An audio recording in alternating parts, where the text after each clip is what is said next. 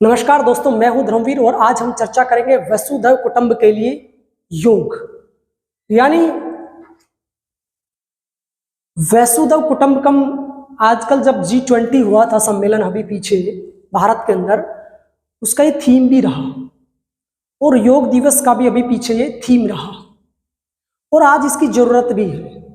और हमारे शास्त्रों में, हमारे ग्रंथों में ये पहले से ही महावाक्य दिया हुआ है, ऐसे श्लोक, ऐसे मंत्र दिए हुए हैं। क्योंकि भारतीय सनातन पुरातन संस्कृति में पूरे पृथ्वी को एक परिवार माना गया है, पूरे यूनिवर्स को एक परिवार माना गया है। वहां पर एकलवाद की बात नहीं की गई है, एकांकी की बात नहीं की गई है, सबका साथ सबका विकास यानी सबको साथ लेकर चलने की बात कही गई है। लेकिन इस प्रतिस्पर्धा भाग दौड़ भरी जिंदगी में एकल होते जा रहे हैं, मतलब अपने आप को भी हम अकेला ही महसूस कर रहे हैं। भीड़ में रहते हैं फिर भी अकेला महसूस करते हैं, ये अकेलापन भी है। और वैसे भी हम दूसरे लोगों से या अपने फैमिली मेंबर से, अपने रिलेटिव से ही कट होते जा रहे हैं। तो हम बहुत मुश्किल है एक मोहल्ले, एक गांव, एक समाज, एक राष्ट्र या पूरी दुनिया को एक कैसे मान लें। तो उसके लिए योग कैसे अपनी भूमिका निभाता है, इसी पर आज हम चर्चा करेंगे। हमारा पूरा विषय इसी पर ही है। तो देखिए, वसुधैव कुटुंबकम जो वाक्य है, ये महावाक्य है, ये महोपनिषद है, उसमें से लिया गया है। हमारे वेदों में भी इसका वर्णन मिलता है। एक हितोपदेश है जिसमें संस्कारों की बात की है ना, उपदेशक कहानियां हैं उसके अंदर, उन हितोपदेश के अंदर भी इसका वर्णन मिलता है। और G20 का ये थीम भी रहा है। अभी योग डे जो पीछे गया उसका भी थीम रहा है, 21 जून को योग डे मनाया जाता है। और देखिए, वसुधैव का मतलब क्या होता है, हमारी होती है ना वसुंधरा। वसुंधरा का मतलब होता है हमारी धरती, पृथ्वी, और हम माता कहते हैं पृथ्वी को। भारत में या धरती को माँ कहा गया है। यानी हमारी जो माँ है उसकी भी ये माँ है ना, हमारी जो माँ है उसकी भी ये माँ है, और उसकी जो माँ है उसकी भी माँ है। क्योंकि धरती नहीं होती तो हम नहीं होते, ठीक है ना। तो प्रिय विद्यार्थियों, वसुधैव का मतलब वसुधा का मतलब धरती, धरती का मतलब अर्थ होता है। और कुटुंबकम का मतलब कुटुंब का मतलब परिवार होता है, कुटुंबा होता है, जहां पर पूरा परिवार इकट्ठा रहता है, जिसमें दादा दादी बच्चे सब जो इकट्ठा रहते हैं उसको कुटुंब कहा है, एक परिवार कहा है। यानी एक पृथ्वी का ही बहुत से देशों का एक छोटा सा जो रूप है, एक परिवार, तो वो वहां पर फैमिली होता है, जिसे फैमिली कहा जाता है। तो फैमिली का मतलब सिर्फ मैं और पत्नी नहीं है, या मैं और बच्चे नहीं हैं। फैमिली का मतलब पूरा कुनबा होता है, पूरा परिवार होता है।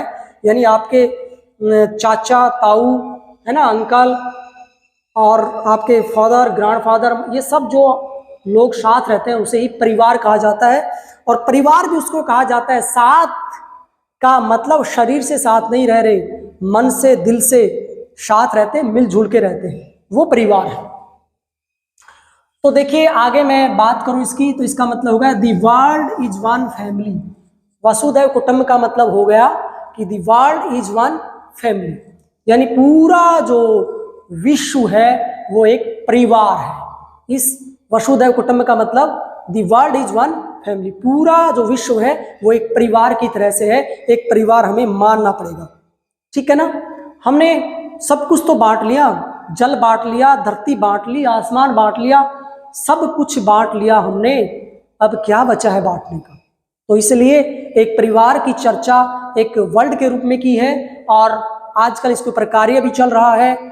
और इसकी और विस्तार से हम चर्चा करते हैं इस सूत्र के माध्यम से। जो महोपनिषद है उसके छठे अध्याय का 71वां जो मंत्र है वो ये पूरा डिफाइन करता है। बहुत अच्छा मंत्र है, बहुत अच्छा ये सूत्र है। अयम निज परोवेति गणनः लघु चेतसाम उदार चितानाम तु वसुधैव कुटुंबकम। ये पूरा मंत्र है, पूरा सूत्र है। अयम निज परोवेति गणनः लघु चेतसाम उदार चितानाम तु वसुधैव कुटुंबकम महाउपनिषद का है। बहुत सुंदर बात कही गई है और यही इसकी जो अंतिम लाइनें हैं, इसको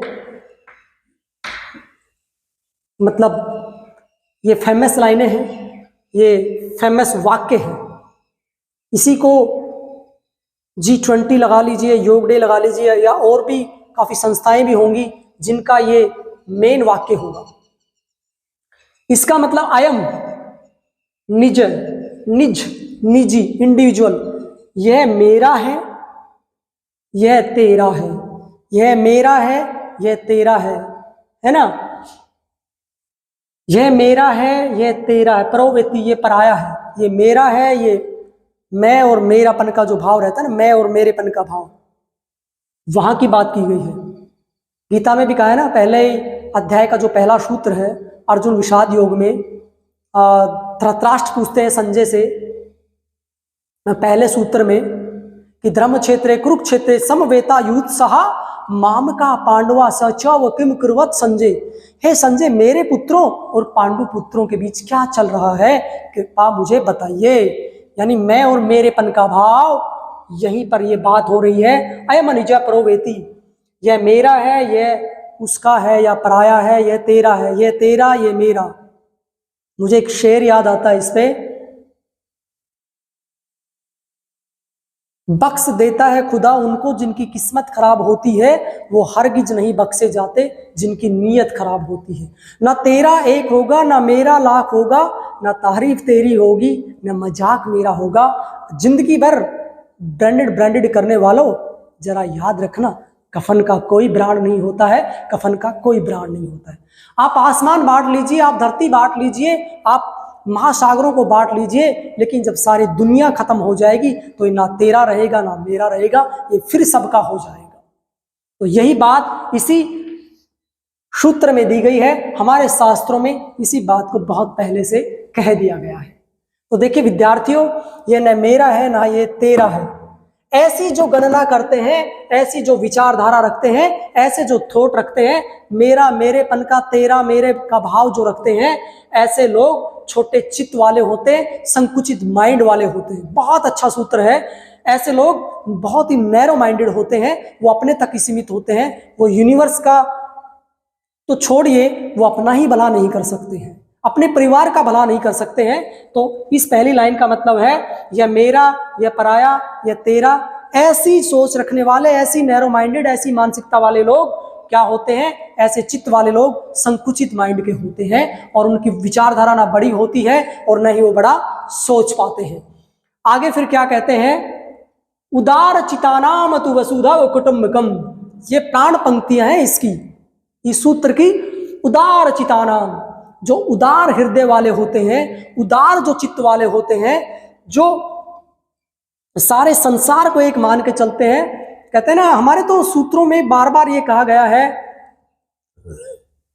कि तुझ में ओम, मुझ में ओम, सब में ओम समाया है, सबसे कर लो प्रेम, जगत में कोई नहीं पराया है। तो ये होल यूनिवर्स की तो बात की गई है। शंकराचार्य जी भी कहते हैं ना कि सभी में ही तो वो ब्रह्म है, चाहे वो सजीव है, निर्जीव है, मैं हूं, आप है, कोई, सभी में तो ब्रह्म है, सभी में तो वो गॉड अल्लाह भगवान है। तुझ में रब दिखता है यारा, मैं क्या करूं, मुझे तो सब में रब दिखता है। यानी सभी उस रब की संतान है। तो ये भी एक वॉल यूनिवर्स की बात की है। हम सब जो प्राणी हैं, उसी रब की, उसी ईश्वर की, उसी गॉड की, उसी अल्लाह की संतानें हैं, उसी के ही हम निमित्त माध्यम मात्र हैं। और हमारी सत्ता सदा नहीं रहने वाली। कोई 20 साल रहता है, कोई 50 साल, कोई 70 साल, कोई 100 साल, कोई अधिकतम 150, 120 साल, उसके बाद जाते रहते हैं, आते रहते हैं। ये सिलसिला चलता रहता है। तो उदार चित्त वाले होते हैं, जो पवित्र हृदय वाले होते हैं, जो दिव्य आत्माएं होती हैं, वो संपूर्ण पृथ्वी को ही परिवार मानते हैं, संपूर्ण अर्थ को ही परिवार मानते हैं। और ये कहा भी गया है, वन वर्ल्ड है ना, वन वर्ल्ड या वन यूनिवर्स, वन फैमिली, ये बार बार कहा जाता है। और ये हमारे शास्त्रों में भी बहुत अच्छे ढंग से समझाया गया है, बार बार कहा गया है सभी धर्म ग्रंथों में। अब आगे हम बात करते हैं, इस वाक्य को हम समझ चुके हैं कि वसुधैव कुटुंबकम के लिए योग। तो देखिए, योग for the world is one family and one योग। योग तो सबका है, योग सबका है, योग भारत का नहीं है, ना मेरा है, न उनका है, ना किसी और का है, न पूज्य स्वामी रामदेव जी का है या जितने भी गुरु हुए उनका नहीं है। उन्होंने इस योग को गुरु शिष्य परंपरा के माध्यम से सिखाने का प्रयास किया है और योग सभी के कल्याण के लिए है। तो वसुधैव कुटुंब के लिए योग कैसे अपनी भूमिका निभा सकता है, कैसे योग की कौन सी क्रियाएं जरूरी है। अब इससे पहले मैंने एक टॉपिक पढ़ाया था यम और नियम, अष्टांग योग का, जिसमें बताया गया था कि यम को महाव्रत कहा गया है, यानी उसके अंदर अहिंसा की बात की गई है। और उसमें यह भी कहा गया है कि देश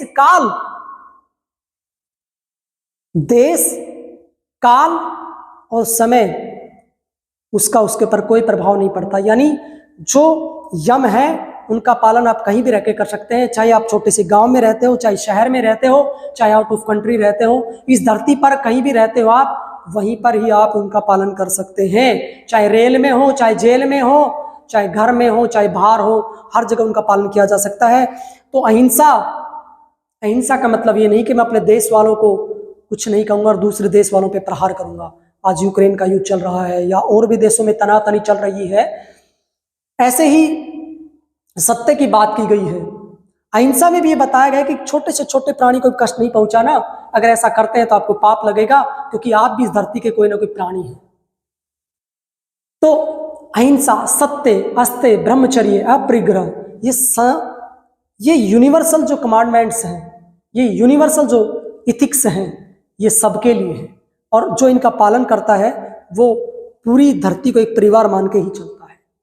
तो ऐसे नियम हैं शौच, संतोष, तप, स्वाध्याय, इनका अगर वो पालन करता है तो डेफिनेटली वो the world is one family, एक संसार को, एक विश्व को, एक यूनिवर्स को, पूरे ब्रह्मांड को एक मान के चलता है। और कहा भी गया है हमारे ग्रंथों में कि यथा ब्रह्मांडे तथा पिंडे, तथा पिंडे यथा ब्रह्मांड।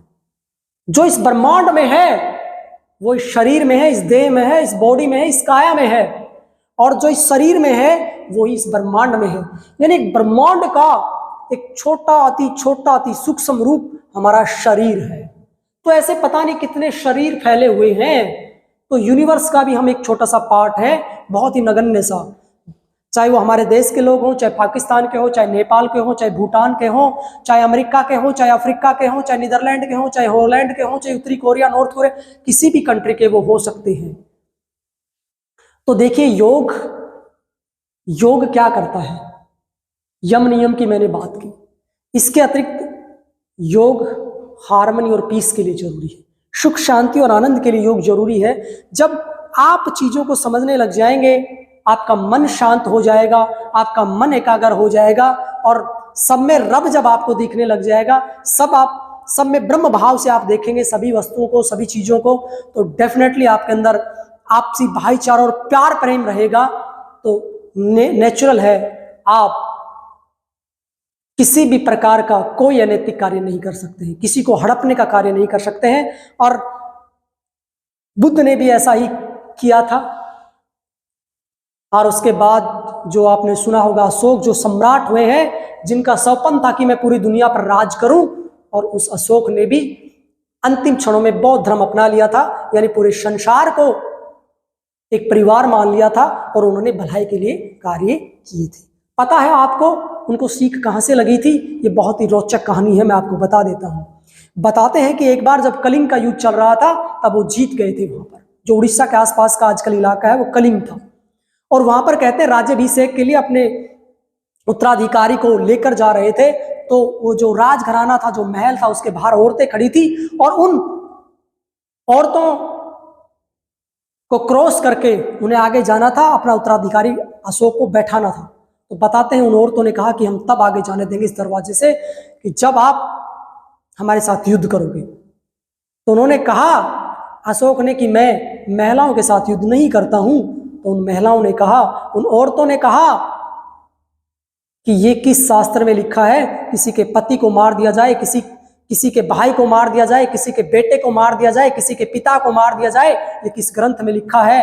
यही बात अशोक को चुभ गई, उनके समझ में आ गई, और उन्होंने उसी के बाद कहते हैं कि बौद्ध धर्म की शरण ले ली। वहीं पर अपने जूते चप्पल सब उतार दिए, सारा जो भी मुकुट आदि था सब उतार दिया, और अपनी लंगोटी लपेट ली और बौद्ध धर्म की शरण में चले गए। और उन्होंने कहा, हिंसा परमो धर्म, मैं हिंसा का पालन करूंगा। और पूरी दुनिया में उन्होंने कुएं खुदवाए, बावड़ियां करवाई, तालाब बनाए, सड़कें बनवाई, पेड़ पौधे लगाए, यानी हर काम उन्होंने भलाई के लिए की। किसकी? प्रजा की भलाई के लिए, समाज की भलाई के लिए, और पूरे वर्ल्ड के लोगों की भलाई के लिए उन्होंने कार्य की। क्यों? क्योंकि उनको एक स्टेज पर वो बात समझ में आ गई थी। तो ऐसे ही योग से जब आप प्राणायाम करते हैं, आप भ्रामरी प्राणायाम करते हैं, अनुलोम विलोम प्राणायाम करते हैं, तो आपका मन, आपका चित्त शुद्ध होता है, शांत होता है। और ये यहाँ पर वो बताया गया है ना कि संकुचित वाले, जो आपका संकुचित माइंड है, संकुचित विचारधारा है, संकुचित जो चित्त है, नैरो जो माइंड है, वो कहीं ना कहीं खुल जाता है, उसकी ग्रंथियां खुल जाती हैं, अब्रोड हो जाता है। आप विशाल हृदय वाले हो जाते हैं, विशाल सम्राट की तरह से हो जाते हैं। और विशाल सम्राट वही होता है जो पूरे पृथ्वी को अपना घर मानता है। तो ऐसा व्यक्ति जो विशाल हृदय है, जिसका विशाल चित्त है, वो पूरी पृथ्वी को अपना परिवार मानता है। और ऐसा योग से और योग की क्रियाओं से संभव हो सकता है। चाहे वो योग की सूक्ष्म क्रियाएं भी हो सकती हैं, वो योग के कुछ आसन भी हो सकते हैं, योग के प्राणायाम भी हो सकते हैं, योग की मुद्राएं भी हो सकती हैं, योग के बंध भी हो सकते हैं, योग के षटकर्म शुद्धिकरण की क्रियाएं भी हो सकती हैं। षटकर्म आपके अंदर की शुद्धि करता है, आपके मन की, आपके चित्त की, आपके हृदय की भी शुद्धि करता है। ऐसे ही ध्यान भी आपके चित्त की, मन की और आंतरिक शुद्धि करता है। और ऐसे ही प्रार्थना, मंत्र, जप, ध्यान, हमारे तो शास्त्रों में बार बार कहा गया है कि सर्वे भवन्तु सुखिना, सर्वे सन्तु निरामया, सर्वे भद्राणि पश्यन्तु मा कश्चित् दुर्भाग् भवेत्। सभी सुखी रहें, सभी निरोगी रहें, सभी का कल्याण हो, सभी भद्र भाव से देखें। आप देखिए कितनी अच्छी बात यहाँ पर कही गई है, यानी सभी के कल्याण के लिए प्रार्थना की गई है। जो भी योग समाप्त करता है, डेली जो कक्षा समाप्त करता है, तो उसके बाद ये सूत्र बोला जाता है। योग प्रोटोकॉल का जो विषय होता है, उसमें भी ये सूत्र होता है, सर्वे भवन्तु सुखिना, सर्वे सन्तु निरामया, सर्वे भद्राणि पश्यन्तु मा कश्चित् दुर्भाग् भवेत्। सभी सुखी रहें, सभी निरोगी रहें, सभी का कल्याण हो, सभी भद्र भाव से देखें। कोई निरोगी ना रहे, कोई दुखी ना रहे, कोई परेशान ना रहे। सबके कल्याण की बात की है, अपने आत्म कल्याण के साथ सभी के कल्याण की बात इस शांति पाठ में की गई है। और एक हमारा जो वैदिक शांति पाठ है, ओम दयो शांति, अंतरिक्षम शांति, पृथ्वी शांति, रापय शांति, औषधय शांति, वनस्पति शांति, विश्व देवा शांति, सर्वम शांति, शांति रेव शांति, सामा शांति रेधि, ओम शांति शांति शांति। यानी पृथ्वी, आकाश, जल, अग्नि, पृथ्वी, सब पंच महाभूतों के अलावा पेड़ पौधे, वनस्पति, जीव जंतु, सभी में शांति की बात की गई है, यूनिवर्सल पीस की बात की गई है। और इसी के बाद हमारा तो एक फॉर्मूला अथर्ववेद में भी मिलता है, एक सूत्र मिलता है, एक मंत्र मिलता है, ओम संगच्छध्वम संवेदध्वम संवोम नामसी जानताम देवा भागम यथा पूर्वे संजाना उपासते। ओम संगच्छध्वम, हम सब मिलकर चलें, हम सब मिलकर बोलें, हम सब मिलकर अपने कर्तव्य का पालन करें और अपने पूर्वजों के दिखाए रास्ते पर हम चलें। ऐसे सभी के कल्याण की, सभी के साथ मिलकर चलने की भावना हमारे ग्रंथों में दर्शाई गई है। तो डेफिनेटली ये लेक्चर आपके लिए बहुत ही उपयोगी सिद्ध होगा। मैंने सामान्य इस पर चर्चा की। आज के लिए इतना ही। आपको फिर भी कोई डाउट हो, कोई क्वेश्चन हो, आपका कोई क्वेरी हो, तो आप मुझे कमेंट बॉक्स में लिखकर पूछ सकते हैं।